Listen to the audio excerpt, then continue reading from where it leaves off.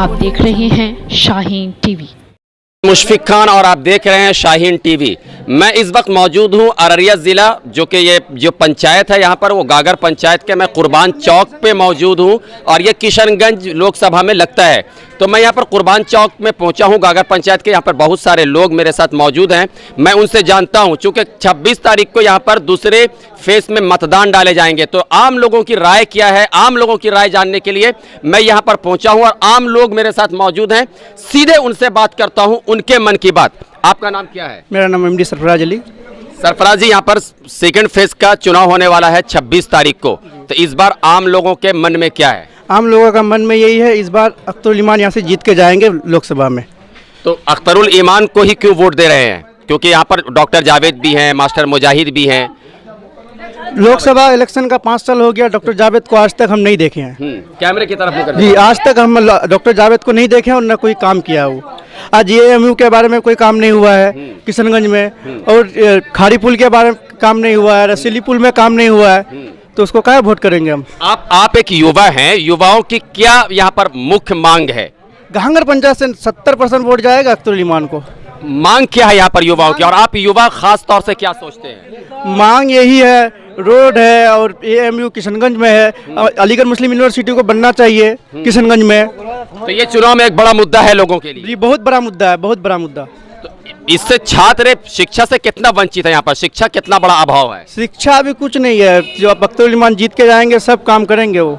उन पे भरोसा है, उम्मीद है? पूरा भरोसा है, 100% भरोसा है कि काम करेंगे वो। आज अमोर का एमएलए भी है, कितना काम किया अमोर विधानसभा में, देख लीजिए जाके। बहुत लोग तो कहते हैं कि एआईएमआईएम सिर्फ चुनाव लड़ती है वोट काटने के लिए। नहीं, अगले बार 19 में 3 चुनाव लड़े थे, औरंगाबाद, हैदराबाद और किशनगंज से 2 सीट जीता था और किशनगंज में 3 लाख लमसम वोट लाया था। तो कैसे बीजेपी का बी टीम हुआ? और डॉक्टर मास्टर मुजाहिद आलम जो बीजेपी भगाओ देश बचाओ का नारा दे रहे थे, आज मास्टर मुजाहिद खुद बीजेपी में जाके बैठ चुके हैं। ठीक, आपका नाम क्या है? मोहम्मद रईस आलम। तो इस बार लोकसभा चुनाव में 26 तारीख को सेकेंड फेज में मतदान डाले जाएंगे। कल देश के अलग अलग करीब 100 कुछ सीटों पे मतदान डाले गए हैं।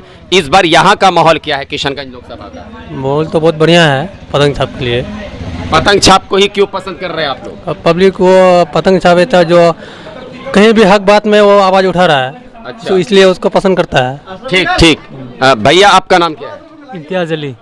इस बार इम्तियाज जी, क्या लगता है देश में प्राइम मिनिस्टर के रूप में आप किसे देखना चाहते हैं? ओवैसी। प्राइम मिनिस्टर के लिए वो तो इतना तो पता नहीं है हमें। लोकसभा में यहाँ से ओवैसी को पसंद करते हैं। क्यों ओवैसी आपकी इतनी पसंद क्यों है? हमारे लिए वो आवाज़ उठाता है। लोग तो कहते हैं कि वो वोट काटने के लिए सिर्फ चुनाव लड़ते हैं। ऐसे ही बोलते हैं। तो उन पे भरोसा है, उम्मीद है? भरोसा बहुत है। आप एक युवा है, युवाओं की क्या मांग है यहाँ पर? युवाओं का मुख्य मुद्दा क्या है? बेरोजगारी है हमारे यहाँ, विकास नहीं है, विकास का मुद्दा है, यही है।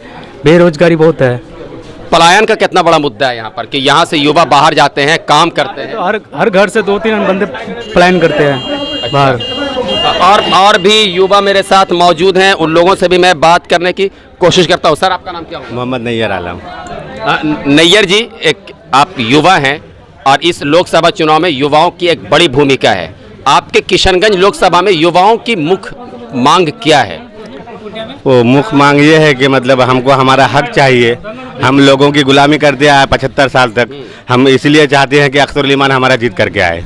तो डॉक्टर जावेद भी हैं, मास्टर मुजाहिद भी हैं, राहुल गांधी आज तक देखे ही नहीं है। डॉक्टर जावेद को आज तक हम लोग देखे नहीं है, कौन है, कहाँ के हैं वो? तो क्यों वोट मांगने तो आएंगे, तो उनसे क्या अगर मान लेते हैं डॉक्टर जावेद यहाँ पर आपके पास आएंगे वोट मांगने के लिए, तो उनसे क्या पूछेंगे आप लोग, क्या कहेंगे? जो मतलब जो जिस चीज़ की कमी हमको खल रही है, हम उससे ये सवाल करेंगे, उसके पास ये सवाल रखेंगे। हम क्या मांग करेंगे? जैसे जब भी इलेक्शन का टाइम आता है तभी वो हमारे समाज में दिखते हैं, उसके बाद नज़र ही नहीं आते। हमको मतलब इतनी परेशानी है, नदी कटाव हो जाता है, बहुत सारी परेशानियाँ हैं, लाइट पानी बिजली का है, ये सब समस्याएं हैं। तो ये सब का वो हल नहीं कर पाया कुछ आज तक। तो अख्तरुल ईमान पे भरोसा है? हाँ, भरोसा है, बिल्कुल पूरा भरोसा है। तो वो एक जीत करके जाएंगे तो कितना काम कर पाएंगे? जितना हो सकेगा उनसे, जितना मतलब मुमकिन हो सकेगा उतना करेंगे वो हमारे। ठीक। सर, आपका नाम क्या है? मेरा नाम इजहार अशरफ है। इजहार अशरफ, क्या करते हैं आप? जी, मैं तो पैसे से एजुकेटर टीचर फील्ड में हूँ। अच्छा जी। प्राइवेट टीचर है? सरकारी? प्राइवेट टीचर हैं, गवर्नमेंट में चक्कर लगा रहे थे। जैसे कि आप पिछले विधानसभा में हमारे बिहार के एक होनहार नौजवान नेता ने कहा था, तेजस्वी यादव, कि जब हमारी सरकार आएगी तो हम बिहार के युवाओं को 90% डोमिसाइल नीति लागू करके हम नौकरी देंगे। लेकिन उन्होंने जब नीतीश कुमार के साथ सरकार बनाया तो अपने वादे पर मुकर्रर रहा। इसके खिलाफ नौजवानों का बहुत गुस्सा है कि महागठबंधन को तो ज़्यादा से ज़्यादा हवा लगाना है, खास करके एजुकेटेड युवाओं का, क्योंकि उन्होंने हम लोगों से वादा खिलाफी किया है कि 90% डोमिसाइल नीति लागू करके हम बिहार के लोगों को जॉब देंगे। लेकिन वो लोग नीतीश कुमार पीएम बनने के चक्कर में हमारा डोमिसाइल नीति को हटा करके बाहर के लोगों को जॉब दिया है। तो जो नेता वहाँ यहाँ हमारे यहाँ आएंगे, हम उनको कहेंगे जो आप डोमिसाइल हटाए हैं तो आप जिसको जॉब दिए उसी के बाद जाइए वोट मांगने के लिए, तो फिर हमारे यहाँ मत आइए वोट मांगने के लिए। तो यहाँ पर जो आप तेजस्वी यादव की बात कर रहे हैं, तो वो तो एक बड़ा दावा करते हैं मुसलमानों के वोट पर कि MY का जो वोट है वो मेरे पक्ष में ज़्यादा होता है। तो क्या अख्तरुल ईमान की तरफ ये बड़ी संख्या में जा पाएगा? बिल्कुल जाएगा। देखिए, पहले ज़माने में हम लोग के खानदानी सिस्टम में था कि दादा परदादा कांग्रेस किया या RJD किया है तो वही जाएंगे। उस वक्त पढ़े लिखे लोग नहीं थे, उनको समझ नहीं था कि दिन दुनिया में क्या हो रहा है। लेकिन अब लोग हर गाँव में एक कोई ना कोई पढ़ा लिखा हुआ है, सबको समझ में आ रहा है कि किसको वोट देना चाहिए। हम लोग इससे पहले डॉक्टर मौलाना असराउल हक कांग्रेस के नेता थे, सांसद, और इसके बाद डॉक्टर जावेद थे। डॉक्टर जावेद साहब तो पिछले विधानसभा में तो मजबूरी में हम लोग उनको वोट दिए थे, हम भी उनका काम किए थे, ऐसा बात नहीं। लेकिन डॉक्टर जावेद एक दिन भी नहीं आया। हमारे यहाँ वादा करके गए थे आपके उधर बंडाल का मामला जो है, पानी पूरा खेत खलिहान बर्बाद हो जाता, महानंदा कटा, वहाँ कंट्रोल करेंगे, रोड बनाएंगे, लेकिन उन्हें एक दिन भी नहीं आया। ये रोड तो प्रधानमंत्री ग्रामीण सड़क योजना के अंतर्गत आता है, लेकिन नहीं आता। जो नेता पब्लिक के सामने नहीं आता, पब्लिक का समस्या कैसे समझेगा कि उसके अंदर क्या परेशानी है, चाहे वो बिजली का मामला हो या रोड का मामला हो, वो तो आते नहीं। युवाओं के पलायन का कितना बड़ा मुद्दा है यहाँ? बहुत बड़ा मुद्दा है। देखिए, आज बाहर जाके लोग कहाँ पर एक्सीडेंट हो जाता है, क्या से क्या हो जाता है। अभी अख्तरुल ईमान के बारे में बोले, विधानसभा में उन्होंने जब वो RJD की और नीतीश कुमार का सरकार था तो अख्तरुल ईमान साहब ने बोला था कि जो लोग बाहर विदेश जाते हैं वो लोग मर जाते हैं या कोई उनके साथ कोई घटना होता है तो उनका कोई सुरक्षा नहीं होता है।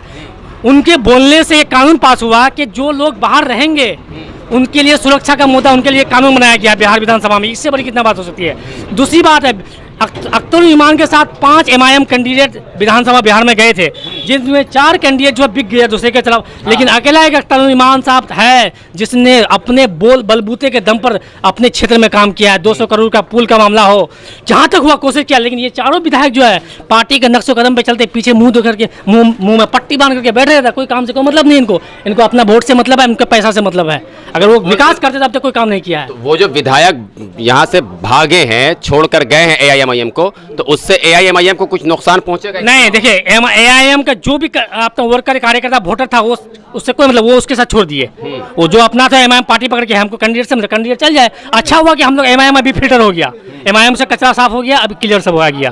तो मतलब अख्तरुल ईमान पे भरोसा है? बिल्कुल भरोसा है, क्योंकि सबको देखें तो इस बार इनको भी 5 साल देख लेंगे। तो उनकी जीत को लेकर युवाओं में कितना बिल्कुल जोश है। देखिए, अख्तरुल ईमान के साथ कोई विधायक कोई MP साथ में नहीं है, सब नौजवान है और साथ में सब जमीनी जो आम जनता है उनके साथ है। इसके साथ विधायक नहीं घूम रहा है कोई, आप देखेंगे उनके गाड़ी में कोई विधायक नहीं है जैसे और सब कैंडिडेट के साथ है। यहाँ पर जमीनी जो नेता है वो जो आम जनता है उनके साथ घूम रहा है, वो वोट देंगे। शुक्रिया। और भी मेरे साथ युवा मौजूद हैं, उन लोगों से ही बात करते हैं, उनके मन की भी बात जानने की कोशिश करते हैं। सर, आपका नाम क्या है? सर मैं हामिद भाई, क्या करते हैं आप? सही सर, अपने खेती बाड़ी काम कर सर। खेती बाड़ी का काम करते हैं। इस बार लोकसभा चुनाव में आपके यहाँ सेकंड फेज में यानी दूसरे चरण में मतदान डाले जाएंगे 26 अप्रैल को, तो क्या है युवाओं के मन में? सर इधर में उसको सब मतलब ये पंचायत का उसका मत वोट पड़ेगा। किसको? ओवैसी को। ओवैसी को ही क्यों? सर वो है मतलब काम करने वाला। डॉक्टर जावेद भी मुसलमान हैं, मास्टर मुजाहिद। सर मतलब वोट दिया, वोट है, कुछ काम दिखाया नहीं, सब पर वोट लेके चला गया, खुद को काम करनी सर। अच्छा, तो सिर बोलेंगे बहुत हुआ झंडा बरदारी, अब लेके रहेंगे हिस्सेदारी, जिसकी जितनी भागीदारी उसकी उतनी हिस्सेदारी। तो युवा अपनी हिस्सेदारी के लिए कमर कस चुके हैं। पूरा कमर कस चुके हैं। बहुत हुआ झंडा बरदारी, आप लेके रहेंगे हिस्सेदारी, छीन के रहेंगे हिस्सेदारी।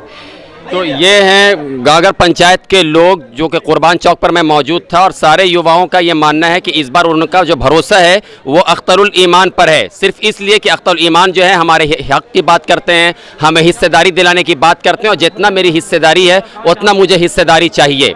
लेकिन 26 अप्रैल को मतदान डाले जाएंगे, जनता किस पे भरोसा जताती है ये देखना बड़ा दिलचस्प होगा। कैमरामैन साबिर के साथ मैं मुशफिक खान, शाहीन TV बिहार, किशनगंज। आप देख रहे हैं शाहीन टीवी।